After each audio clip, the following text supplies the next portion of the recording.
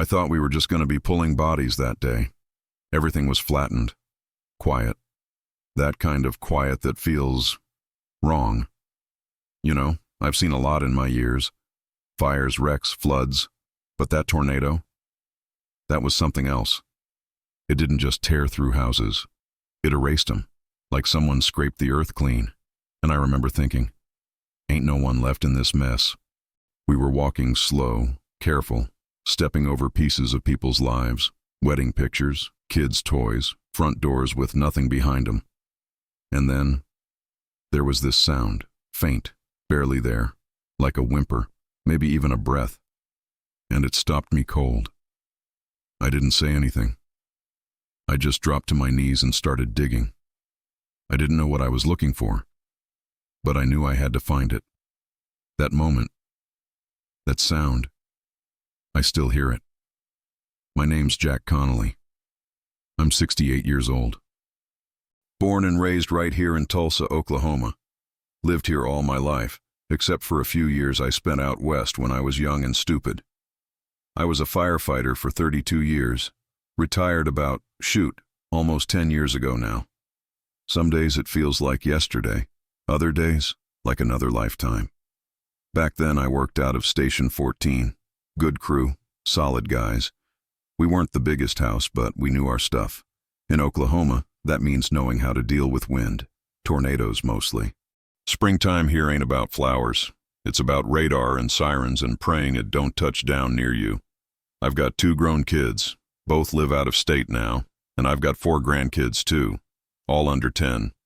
They don't really know what I used to do. I mean, they've seen the pictures, the uniform. But they don't know the weight of it, the sound of it, the smells. I don't talk much about the job. Most folks don't want to hear those kinds of stories.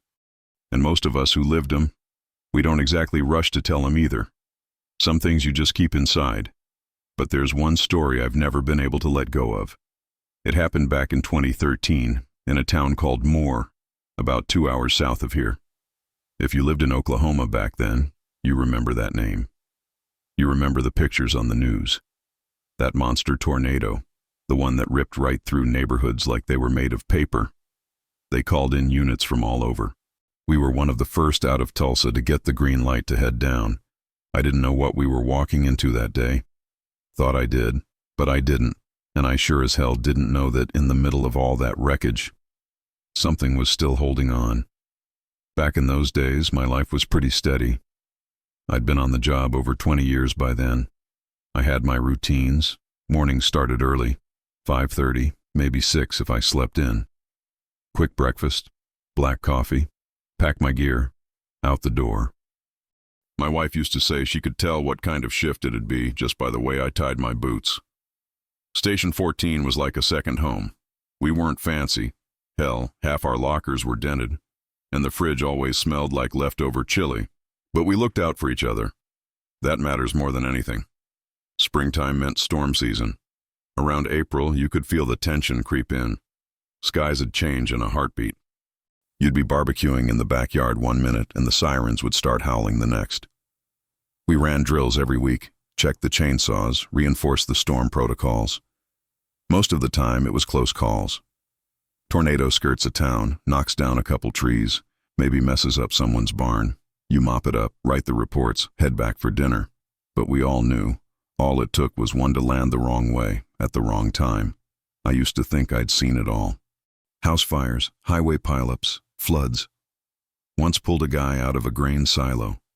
Another time, helped deliver a baby in the back of a pickup during an ice storm. You start to think nothing can shake you anymore. But tornadoes, they're different. Fires, at least, you can see. You can fight them. Tornadoes, they come like ghosts. Wind so fast it peels the paint off walls. Pressure so strong your ears pop. And the noise, it ain't just loud, it vibrates in your bones. Still, when the call came in about Moore, I didn't think much. Another big one, sure. Another day doing what we're trained to do. We packed extra gear, filled the truck, got the map ready. The younger guys were cracking jokes, nervous energy, trying to stay loose. I remember I had this old thermos, steel, dented, missing the cap. Brought it everywhere. That morning, I filled it like I always did. Black coffee, no sugar. Slid it into the truck's side compartment. I didn't touch it again that day. Didn't even think about it. By the time we got there, coffee was the last thing on my mind. May 20th, 2013. I remember the sky. It was green. That sickly, heavy green that only shows up before something real bad. There was heat in the air, but no sun.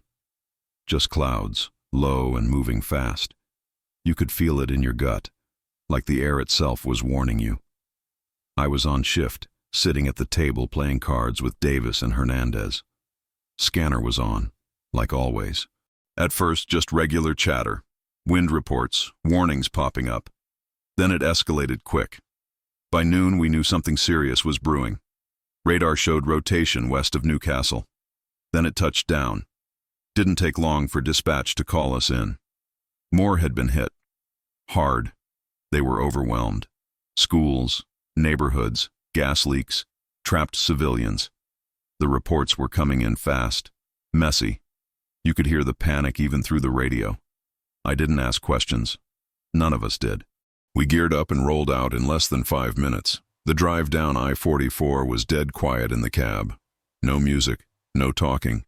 Just sirens in the distance and that low hum of the engine. I remember passing by cars pulled off the road, folks just standing outside looking toward the sky, people pointing phones up filming, some crying. As we got closer to more, debris started showing up. Shingles, branches, chunks of insulation, then full pieces of houses. We had to slow down and dodge broken power lines. It wasn't a disaster zone. It was like someone had dragged their hand across the earth and erased everything in its path. I'll never forget the first thing I saw when we rolled into town. A 2x4 stuck straight through the windshield of a school bus. Just rammed clean through like a spear. The bus was empty, thank God. But that image, it stuck. We parked near what used to be a residential block. No street signs, no clear roads. Just wreckage, flattened homes, splintered trees, upside-down cars. Everything looked the same. Beige, muddy, torn to hell. We stepped out and immediately smelled gas, the kind of smell that makes your stomach twist. We were trained for this.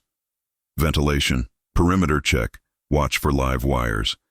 But this was beyond training. This was chaos. And then the rain came, soft at first, then heavy, cold and hard, mixing with dirt and insulation, turning everything into a gray mush. I had mud in my boots within minutes. People were walking around in a daze, covered in dust and blood, barefoot, holding pieces of their lives in their hands. One woman clutched a bird cage, empty, just the cage. A kid, maybe 10, sat on a curb that wasn't connected to anything anymore, holding a broken tablet, just staring. We got our orders, search and rescue, east side of the block. Structures had collapsed, possible victims underneath. We moved fast. You don't have time to think in those moments, you just go. Gloves on, eyes scanning, listen for voices, movement, anything. But it was so quiet, too quiet. That's what got to me most. It wasn't screaming. It wasn't chaos. It was the silence, that kind that presses on your chest.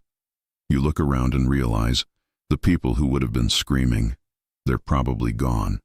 Still, we did what we had to do, started digging, checking under collapsed walls, flipped furniture, busted out basements. Every now and then, someone would yell out, "Got one," or "Over here," but not often. I remember glancing over at Hernandez. His face looked older all of a sudden, just tired, wet, muddy, blank. And then I saw it, a piece of pink, soft pink, sticking out from under what looked like the remains of a mattress and a collapsed cabinet. At first I thought it was cloth, maybe a doll, but something about it made me freeze. I took one step closer, and I heard it, just a breath, tiny, fragile. That's when I knew. I've seen houses burned to the ground.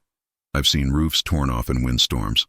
I've seen semis flipped on highways, cars wrapped around poles, you name it. But I ain't never seen anything like more that day.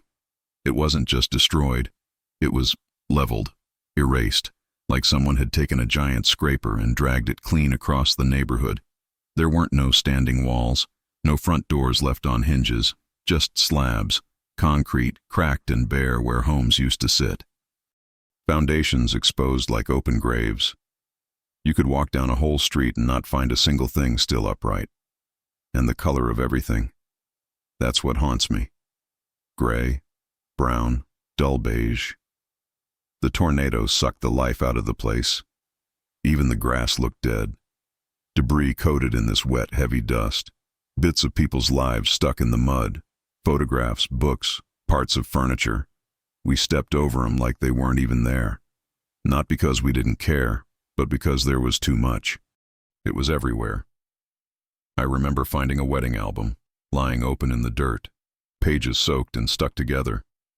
You could still make out the smiles in the pictures, just barely. A man and a woman dancing, holding hands, kissing. Gone now, maybe still alive, maybe not, but gone from there. There was a couch, sitting perfectly upright in the middle of the street. Not a house near it.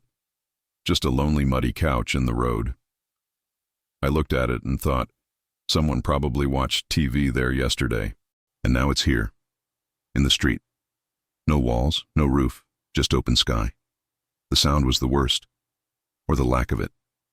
It was too quiet. No birds, no dogs barking, no wind. Just the occasional drip of water or the crunch of broken glass under our boots. And the smell. God, the smell. Gasoline, wet insulation, splintered wood, mud and blood, and this sickly sweet smell that I'll never forget. That smell when drywall gets soaked and mixed with heat. It's like rot but chemical. That kind of thing sticks in your nose for days. We came across cars upside down, tossed like toys. One pickup was wedged between the remains of two houses, bent like a horseshoe. Another sedan had a wooden fence post driven clean through the engine block. It didn't make sense. None of it. The force it must have taken, it's beyond what your brain can process. These weren't gusts of wind. This was destruction on a scale that don't feel real. We walked through what used to be someone's living room. I could tell because of the ceiling fan laying in the dirt and a flat-screen TV that somehow hadn't shattered. Then we saw the fridge. Still upright, still closed, just standing there. We opened it. Not sure why. Maybe just to feel something normal. Inside were some eggs, a few cans of soda, leftover pizza in a Tupperware. Everything intact. It was the only thing untouched for blocks. Funny, ain't it? A whole block wiped off the map, and the eggs are fine. We didn't talk much while we worked, just hand signals, nods, the occasional shout when we found something worth checking. Talking felt wrong, like words didn't belong in that place. People wandered around like ghosts, some bleeding, some barefoot, others just sitting in the wreckage, staring at nothing. A woman sat next to a pile of bricks where her home used to be, holding a leash. No dog on the end, just the leash. You wanted to help them all, but you couldn't. That's the worst part. You want to do everything, but you're just one pair of hands. And every second you spend trying to comfort someone, someone else might be dying under a pile of debris. So you keep moving, one foot in front of the other. Check the shadows. Look for color. Listen. Always listen. I remember stepping over what used to be a child's bed, pink frame, broken legs, a blanket still half tucked. There was a teddy bear too, soaked and missing an eye. I stopped and stared at it for a long time. That bear, that hit me. 'Cause I have a granddaughter, same age as whoever used that bed. And suddenly it wasn't a stranger's room anymore. It was hers. It was personal. I had to shake it off. Keep going. There was a moment, I'll never forget, when I looked down and saw my reflection in a puddle. Muddy water, bits of drywall floating in it. But I could see my own eyes, and I didn't recognize them. I looked tired. Not just tired like you need sleep, tired in the bones, in the soul. I looked like someone who wasn't sure if anything he was doing made a difference. But then someone shouted, a young guy from another crew. Said they pulled 2 kids out alive a few streets down.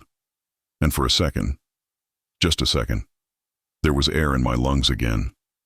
Because in all that hell, someone made it. That's the hope you cling to.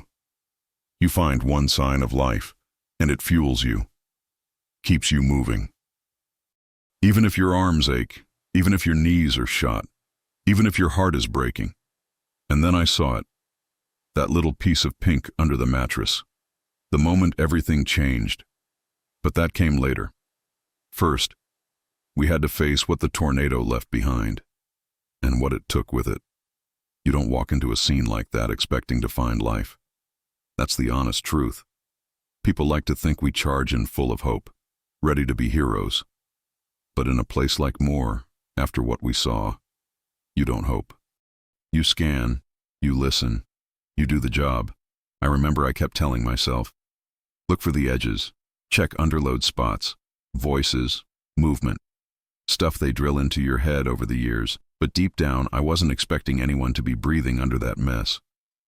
We split into pairs. Me and Hernandez took the eastern side of the block, or what used to be a block. At that point, we were walking across broken kitchens, collapsed bedrooms, shattered garages, all blurred into one long, muddy trail. I had a stick I'd picked up, about 4 feet long, using it to poke through drywall and insulation. You never grab with your hands first. Too many nails, glass, wires. One wrong move, and you're the next one bleeding. Every few feet, we'd stop and listen. Total silence. No cries, no coughing, not even a dog barking. It was eerie, like death had already come and gone. We came across what used to be a living room. There was a fireplace still half standing. Around it, nothing.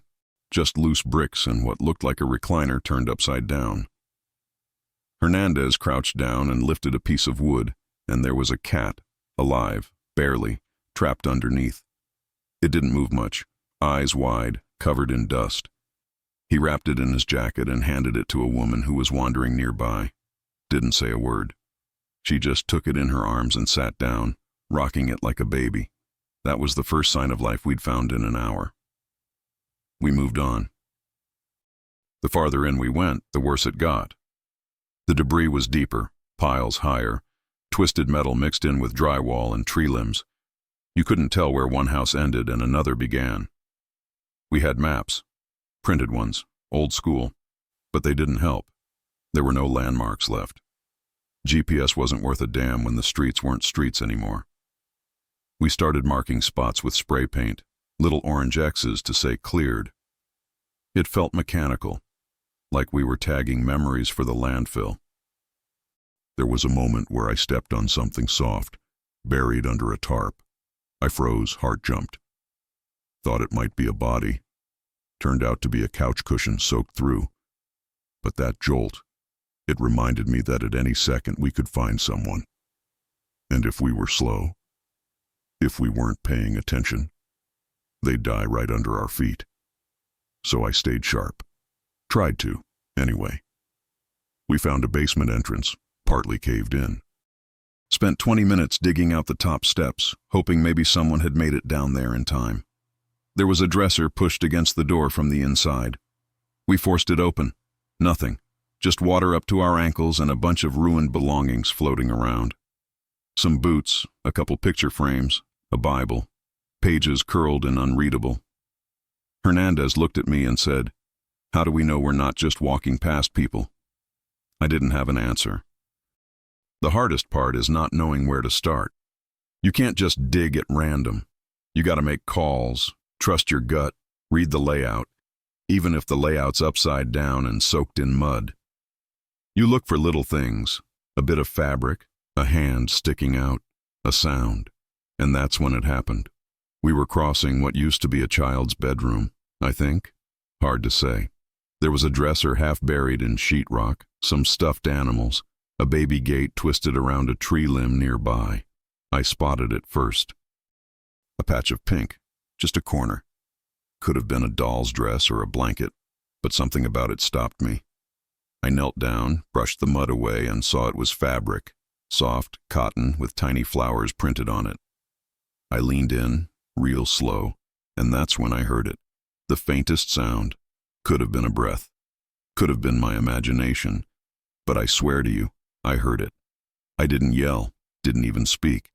I just motioned to Hernandez and started moving pieces away, carefully, like peeling layers off a memory. There was a mattress crushed at an angle, leaning against a broken cabinet. I reached under and felt something, small, cold, a leg. I froze, looked at Hernandez. He didn't say a word, just started helping. We dug like hell, quiet but fast, piece by piece, hands shaking, hearts pounding. We didn't know if she was alive. Hell, we didn't even know if it was a she yet. When we finally got her out, I'll never forget the weight of her. She was light, too light, wrapped in a pink pajama top, barefoot, hair matted with mud and insulation, maybe 4 years old, maybe 5, eyes closed. I thought she was gone. My stomach dropped. I was already reaching for my radio when she coughed, just once, this tiny broken little cough, and then her eyes fluttered open. She didn't cry, didn't scream, just looked up at me, confused, blinking. I'll never forget what she whispered. "Is my mommy here?" That hit me like a freight train. I wanted to say yes. God, I wanted to, but I didn't know. So I just held her close and said, "We're gonna find her, sweetheart. You're safe now." We wrapped her in my jacket. I radioed in. "We've got a live one, young girl, breathing, conscious. Need evac now." They came fast. Paramedics took her, checked her vitals, carried her off, and just like that, she was gone. Back into the chaos, into the system, into whatever came next. I never got her name, never saw her again. But that moment, holding her, feeling her heart still beating, that was the moment everything shifted. Because in all that loss, all that silence, something had survived. When I held her in my arms, I swear, the whole world stopped. Everything. The rain, the noise, the stink of gas and broken wood.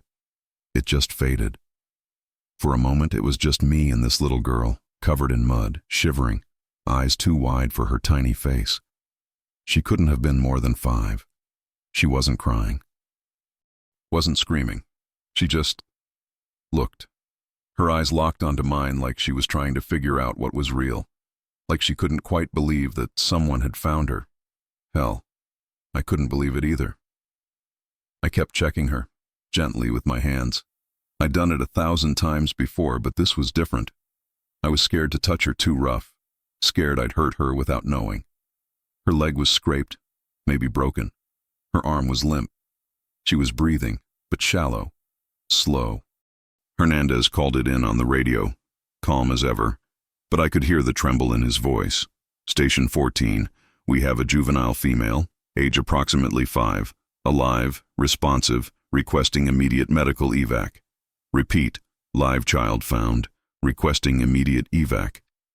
We both just stared at her, like we were afraid to blink. I asked her name. She whispered something, but I couldn't make it out. Her voice was hoarse, barely there. Maybe from crying, maybe from all the dust. I leaned in gently. "What's your name, sweetheart?" This time she said it clear enough. "Ashley." I nodded, held her closer. "Okay, Ashley. I'm Jack. You're gonna be all right, honey. We got you now." She didn't say anything after that, just rested her head against my chest, like she was too tired to hold it up any longer. I remember looking down at her hands, little fingers, dirty and bruised. One of them still clutched something, a piece of cloth, maybe a doll's dress, torn and soaked. She held it like it was the last thing connecting her to whatever came before. And maybe it was. The rescue team arrived fast. EMS guys I didn't recognize, probably from another district. One of them reached out to take her, but I hesitated. It wasn't on purpose, I just couldn't let go. Not yet. It's a strange thing. You spend years training to move quick, think fast, hand victims off, and get to the next. But this one felt different. Like if I let her go too soon, she might disappear. Like the moment might break apart. But I did. I handed her off carefully, told them about her breathing, her leg, how long she'd been under, tried to keep my voice steady. They wrapped her in foil, covered her head, carried her out of the mess. One of them looked back and nodded at me. That little silent "we got her" that we pass between each other when words aren't enough. And just like that, she was gone, carried off to somewhere safe. I stood there in the rain, staring at the spot we'd pulled her from. Just mud and debris now. Mattress flipped over, splinters sticking out like bones. No sign of what had just happened. You'd never know. You'd walk by and never know. That's what gets me. How close we came to walking right past her. How many others we did walk past. And why her? Why was she still breathing when everything else had been flattened? I don't know. I'll never know. But I thank God we found her. I remember I sat down after that. Right there in the mud. Didn't care. My legs were shaking. My gloves were soaked. My hands raw. But I needed a minute. Just to feel it. Just to breathe. Hernandez sat next to me. Neither of us said a word. Sometimes silence says more than talking ever could. You carry a lot in this job. Faces, moments, screams, even smells. They stick with you. But every now and then, you get a memory like that. One that breaks through all the noise. That little girl's eyes looking up at me like I was the last thing holding her to this world. That's something I'll take with me to the grave. I still wonder what happened to her. They rushed her to the hospital. I know that much. But after that, we got no updates. Not unusual. In chaos like that, information gets lost. Families get relocated. Names get scrambled. I don't know if she found her mom. I don't even know if her mom survived. But I pray she did. Every year on that same day, I think about Ashley. I picture her older now. Maybe in school. Maybe drawing or reading or running through sprinklers in the summer. I hope she doesn't remember what happened that day. But I hope she knows someone was there. Someone heard her. Because that's what stays with me the most. It wasn't the wind or the rain or the wreckage. It was that tiny sound, that breath coming from under the rubble. That's what pulled me in. You don't forget that. Not when you've seen what I've seen. We finished our sweep late that night. Didn't even realize the sun had gone down. The search kept going for days, of course. Other teams came in, rotation shifts, heavy equipment. By the next morning, FEMA had a base set up near the highway. It turned into a machine. Cold, efficient, necessary. But after we found Ashley, I didn't feel like part of that machine anymore. I kept thinking about her. Not just if she was okay, but where she ended up. Did she have family? Did someone come looking for her? Was her name even really Ashley? Sometimes kids say the last thing they heard, or make things up in shock. We checked the hospital logs when we got back to Tulsa. I called in a few favors, quiet ones. All I got was confirmation. One female child, age 5 to 6, admitted with minor injuries, listed as Jane Doe.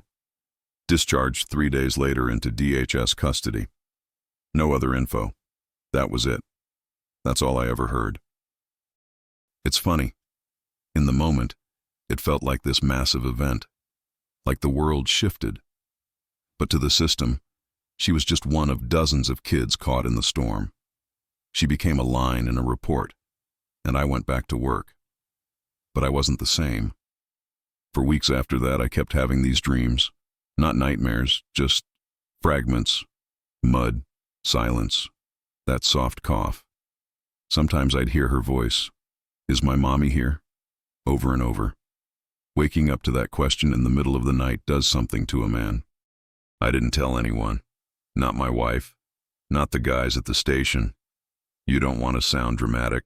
You don't want to be the old guy getting soft. But I carried her with me. Still do. You know, we're trained to move on. Next call. Next fire. Next shift. But there's a weight that builds up. Every rescue that ends in silence. Every body you don't pull out in time. You stack that up inside you, like bricks. And then, once in a while, one of those bricks breathes. That's what Ashley became for me.